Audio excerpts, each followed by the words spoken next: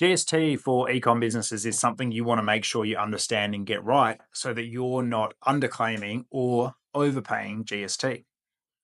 Now, there's two key components that I want to talk about today, and the first is GST on imports.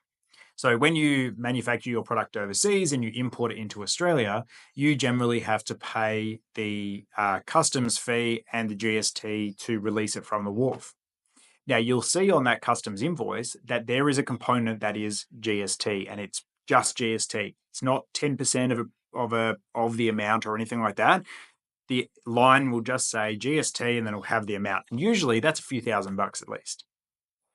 That GST is claimable in full in your next BAS. It's not claimable at 10% of that number. It's claimable in full. So when you put that into Xero, the GST component on that invoice needs to go in with the account code as GST and the tax rate as GST on imports. If you are putting it into GST as BAS excluded or GST on expenses, it's not going to be working properly for you, and you probably undercooked it in your BAS. So make sure you check those and make sure you claim back the GST on your imports properly.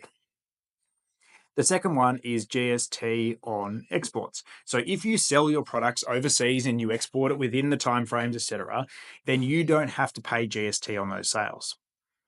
Now, if you don't have Shopify integrated with Xero and you're just reconciling all of your sales as the cash hits your bank account, then the likelihood is when that goes to your sales account, it's going in there with GST and you're paying GST on that amount.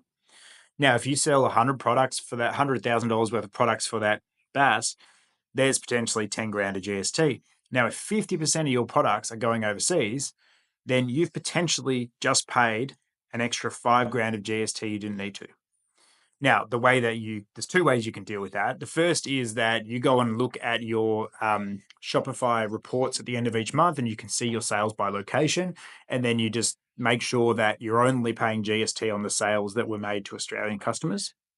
Or alternatively, and probably the better way, is you integrate something like, use something like A2X to integrate Shopify with Xero.